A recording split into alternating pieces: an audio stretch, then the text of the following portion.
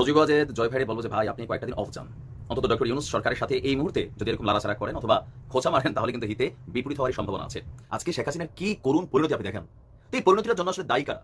আসসালামু আলাইকুম সম্মানিত দর্শক শ্রোতা, আজকের এই ভিডিওটি অত্যন্ত গুরুত্বপূর্ণ। আজকের এই ভিডিওটি আপনারা সম্পূর্ণ দেখবেন। দর্শক শ্রোতা, শেখ হাসিনার ছেলে সজীব ওয়াজেদ জয় ডক্টর ইউনূসকে নিয়ে অনেক ধরনের মন্তব্য করেছেন। ডক্টর ইউনূসও তাকে সাবধান করেছেন, সাবধান, তোমার মায়ের মতো তুমিও ধ্বংস হবে। দর্শক শ্রোতা, অপরদিকে শেখ হাসিনা কঠিনভাবে ফেঁসে গেছে। জাতিসংঘ থেকে রায় হতে পারে শেখ হাসিনার ফাঁসি নয়তো মৃত্যুদণ্ড। কারণ শেখ হাসিনার নেতাকর্মীদের, এমপি মন্ত্রীদের রিমান্ডে নেওয়া হচ্ছে। অনেককেই, তারা সবাই শেখ হাসিনার কথা বলতেছে। শেখ হাসিনা মানুষকে অবৈধভাবে মেরে ফেলার জন্য তাদেরকে আদেশ করেছেন অনেকভাবে। দর্শক শ্রোতা, অনেক এমপি মন্ত্রী শেখ হাসিনার দোষ দিচ্ছে। যাই হোক, শেখ হাসিনা কঠিনভাবে ফেঁসে যাচ্ছে। জাতিসংঘ থেকে তার ফাঁসির রায় এবং তার মৃত্যুদণ্ড রায় হতে পারে। দর্শক শ্রোতা, অপরদিকে সজীব ওয়াজেদ জয় কঠিনভাবে ফেঁসে যাচ্ছে ডক্টর ইউনূসকে নিয়ে কথা বলার কারণে। যাই হোক, আজকের এই ভিডিওটি দেখলেই আপনারা বুঝতে পারবেন। তো বেশি কথা না বাড়িয়ে আমরা ভিডিও ক্লিপে চলে যাচ্ছি। আপনারা মনোযোগ সহকারে ভিডিওটি দেখতে থাকুন। সজীব ওয়াজেদ জয় ভাইরে বলবো যে ভাই আপনি কয়েকটা দিন অফ যান। অন্তত ডক্টর ইউনূস সরকারের সাথে এই মুহূর্তে যদি এরকম লাড়াচাড়া করেন অথবা খোঁচা মারেন তাহলে কিন্তু হিতে বিপরীত হওয়ারই সম্ভাবনা আছে। এই মুহূর্তে বাংলাদেশের মানুষের পালস, যারা আওয়ামী লীগের মধ্যেও যারা ভদ্র রাজনীতি করছে, যারা আসলে মানে এই দলটার এই করুণ পরিণতির আশঙ্কা করছিল, যাদের বক্তব্য আপনারা শোনেন নাই, তারাও কিন্তু এখন বিপদে আছে। তো তারাও কিন্তু এই যে ডক্টর ইউনূস সরকারের নানান কর্মকাণ্ড, এগুলোর প্রতি কিন্তু তারা পজিটিভ। এটা ভাবার কোনো কারণ নাই যে আওয়ামী লীগ করলেই সবাই ডক্টর ইউনূসকে অপছন্দ করছে। একদম এক্সট্রিম লেভেলে ডক্টর ইউনূস সরকারটাকে অপছন্দ করছে কারা? যারা ধরেন লুটপাটে ব্যস্ত ছিল অথবা রাষ্ট্র ক্ষমতাকে পুঁজি করে নিজের এক একজন পাহাড় হয়ে গেছিল। তো সজীব ওয়াজেদ জয় ভাই, আমি আপনার উদ্দেশ্যে এই কথাটাই বলি যে উনাকে নাড়াচাড়ার দরকার নাই। ওনার প্রতি মানুষের আস্থা আছে। আপনি জাস্ট হচ্ছে গণত্রাণ সংগ্রহ, মানে বিভিন্ন জিনিস দেখা বোঝেন এই সরকারটার প্রতি মানুষের অরিজিনালি আস্থা আছে। বেশি লাড়াচাড়া করলে যতটুকু পজিটিভ অ্যাক্টিভিটিস আসার কথা সামনে, এমনি একটা কিন্তু পজিটিভ নিউজ আসার কথা, তো সেইটাও নষ্ট হয়ে যাবে। ভবিষ্যতে আপনাদের এই অ্যাক্টিভিটিসগুলোর কারণে মানুষের কাছে আরো বিতর্কিত হয়ে যাবেন, দলের বদনাম করবেন। আপনারা তো সমস্যা নেই, আমেরিকা আছেন, বিভিন্ন দেশে আছেন, টাকা পয়সা মাশাআল্লাহ ভালোই কামাইছেন, কিন্তু আম জনতা যারা নর্মাল আওয়ামী লীগ করতো তাদেরকে বিপদে ফেলবেন। তো যাই হোক, সজীব ওয়াজেদ জয় এখন ডক্টর ইউনূস সাহেবকে কি খোঁচাটা মারছে আমি বলি। অন্তর্বর্তীকালীন সরকারের প্রধান উপদেষ্টা ডক্টর মোহাম্মদ ইউনূসের বাসভবন এবং সচিবালয়ের আশপাশে সব ধরনের গণজমায়েত এবং সভা সমাবেশ নিষিদ্ধ করেছে ঢাকা মহানগর পুলিশ ডিএমপি। এই সিদ্ধান্ত আসার পর অন্তর্বর্তী সরকারকে খোঁচা দিয়ে আপনার সজীব ওয়াজেদ জয় তিনি একটা স্ট্যাটাস দিয়েছেন। এখন এই সিদ্ধান্তটা কেন আসলো? আমরা যখন দেখলাম সচিবালয়ের ভেতরে গেল কয়েকদিন আগে এইচএসসি পরীক্ষার্থীরা তারা ঢুকে গেল সচিবালয়টা, যেন মামুর বাড়ির জায়গা হয়ে গেল। সমন্বয়কদের মধ্যে একটা টিম আছে, সবার কথা আমি বলছি না, একটা টিম আছে, মানে এরা এতটা এক্সট্রিম লেভেলে বাড়াবাড়ি করে যে মূল সমন্বয়ক যারা আছে তাদের কাজগুলোকে এরা প্রশ্নবিদ্ধ করে বিভিন্ন জায়গায়। এই ত্রাণ দিতে গিয়ে অনেকে এদের অ্যাক্টিভিটিস দেখতে পারে যে গুন্ডামি। এরা কিন্তু মূল সমন্বয়ক না, ওই যে থাকে না যে দাওয়াত থেকে আসার বড় এরকম।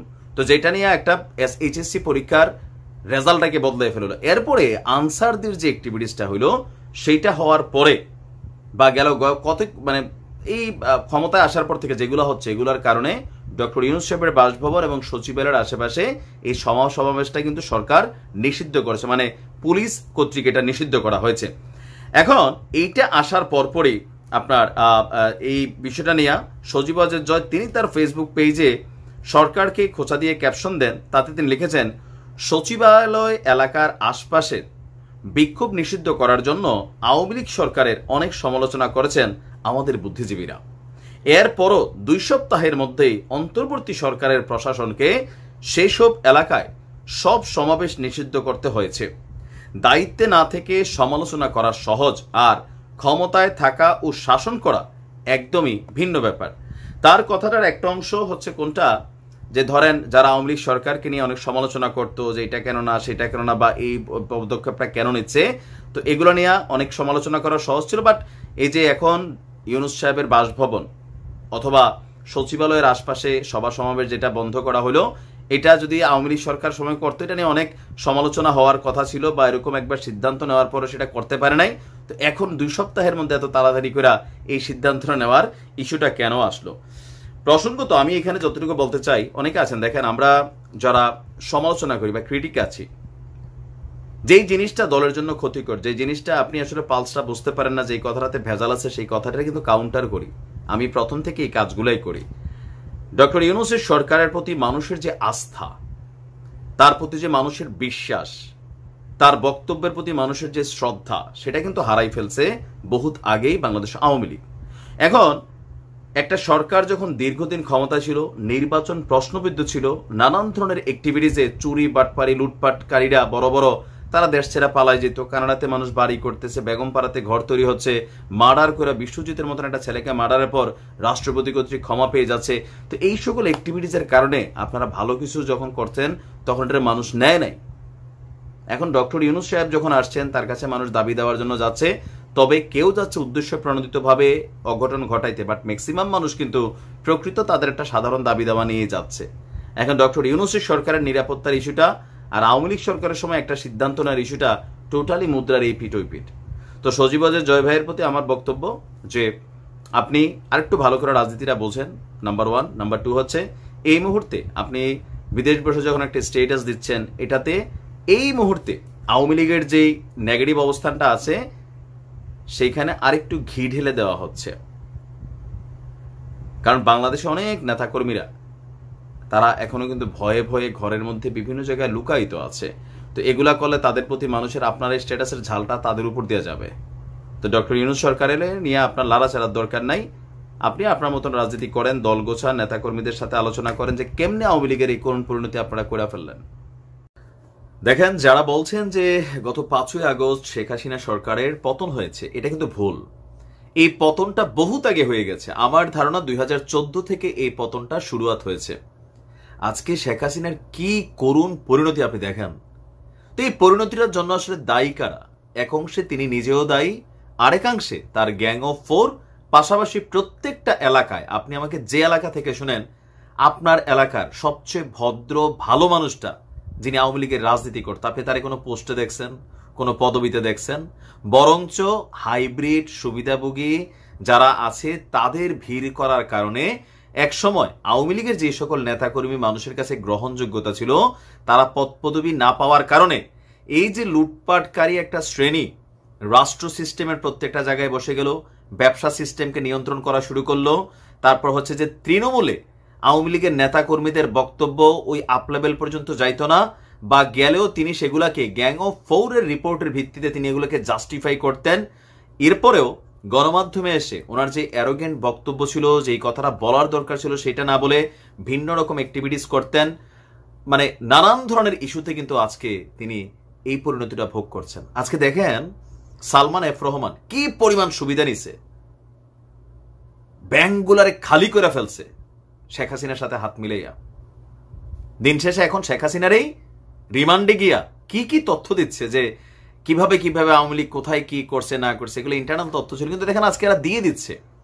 আপনি দেখেন পলকের কথা, পলকও যখন বিপদে পড়ছে তখন সেও কিন্তু বলছে যে তারা নাকি ওয়াদেল কাদের মারতে গেছে, শেখ হাসিনা কিছু বলেন নাই। আপনি দেখেন আজকে আইনমন্ত্রী সাবেক আনিসুল হক, সেও কি ভয়ঙ্কর তথ্য দিচ্ছে। তো এই তথ্যগুলা যখন আসছে মানুষের সামনে, শেখ হাসিনার প্রতি মানুষের যে আরো ধারণাগুলো সেগুলো নেগেটিভ হচ্ছে না, হচ্ছে। এখন এই শুরুয়াতটা কিভাবে শুরু হইল? যে প্রথমেই বললাম, প্রত্যেকটা সিস্টেমে আওয়ামী লীগের প্রকৃত রাজনীতি যারা করত, মানুষের কাছে গ্রহণযোগ্যতা ভালো মানুষ হিসেবে যাদের অবস্থান ছিল, তারা সরে গেল, তাদেরকে মামলা হামলা দিয়া জেল খাটানো হইল, নানানভাবে তাদেরকে জামাত শিবির ট্যাগ দেওয়া হইল, তারা রাজনীতি থেকে সরে গেল। আইসা বসলো কারা? লুটপাটকারী শ্রেণী। এই লুটপাটকারী শ্রেণী সরকারের বিজিএফ এর চাল খাওয়া থেকে শুরু করে শেয়ার বাজার, এই যে এস আলম দেখেন হাজার হাজার কোটি টাকা গায়েব করে দিছে, 100টা তার বিরুদ্ধে ইনভেস্টিগেশন আসছে, কিন্তু এটা নিয়ে কথা বলতে দেয় নাই। আদালতকে ম্যানিপুলেট করা ফেলা হয়েছিল সাবেক বিচারপতি এই খায়রুল হক সাহেবের মতন মানুষরা, তত্ত্বাবধায়ক সিস্টেমটাকে বাদ দিয়ে দেওয়া হইল। এই যে বিষয়গুলা, এগুলাই শেখ হাসিনার পতনের জন্য ওই সময় থেকে কিন্তু বীজ তৈরি হয়ে গেছে। জাস্ট 5ই আগস্ট এটার প্রতিফলন আমরা দেখছি।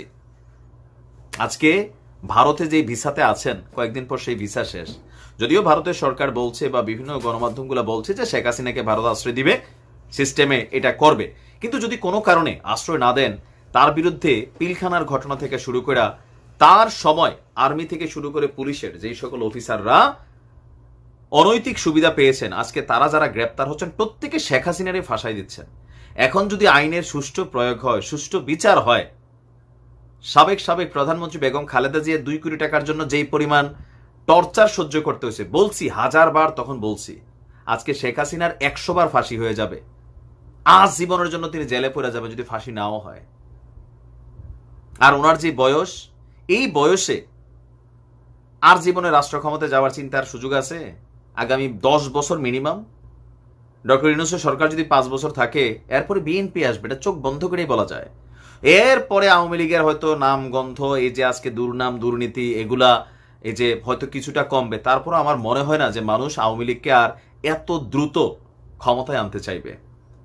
হ্যাঁ, একটা সময় বিএনপি যখন আবার টানা ক্ষমতায় বসবে, তখন তাদেরও বিভিন্ন কর্মকাণ্ড এগুলা ফেসবুকে আসবে, কারণ এটা সিস্টেমই, শাসক যিনি থাকেন তার সাথে জনতার একটা সাংঘর্ষিক রূপ নেয়। কিন্তু এখন তারা মনে করছেন সুষ্ঠু নির্বাচন হলে শেখ হাসিনা বা আওয়ামী লীগ জিতবে। ভাই, একটু দিবা স্বপ্ন দেখা বন্ধ করে দেন। আমরা আমাদের জায়গা থেকে সবসময় আমরা এই কথাগুলা বলছি।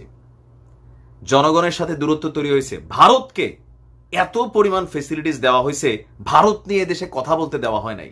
এগুলা কারা করছে? শেখ হাসিনা নিজেও করেছেন, তার আশেপাশে থেকে হাইব্রিডরা, গ্যাং অফ 4, পাবলিকের পালসটা তারে বুঝতে দেন নাই। তৃণমূলে আওয়ামী লীগ কতটা শক্ত, খালি গেল দেখতেন মাঠে লক্ষ লক্ষ, এটি সব বিরানি খাওয়া পার্টি ছিল, 500-1000 এই পার্টি ছিল। তিনি দীর্ঘ 15 বছর ক্ষমতায় থাকার ফলে যেই পিপল কানেক্টিভিটি, তৃণমূল কানেক্টিভিটি, সেটা থেকে যে কত দূরে সরে গেছেন, তার নেতাকর্মীদের বিভিন্ন অ্যাক্টিভিটিজের কারণে বিচার হয় নাই, পালাই যেতে সুবিধা দেওয়া হয়েছে। আর এখন যারা গ্রেপ্তার হচ্ছে প্রত্যেকটা লোক, তারা কিন্তু শেখ হাসিনাকে ফাঁসাই দিচ্ছে, এমনকি ভেতরে এত স্পর্শকাতর তথ্য দিচ্ছে এরকম মানুষগুলা।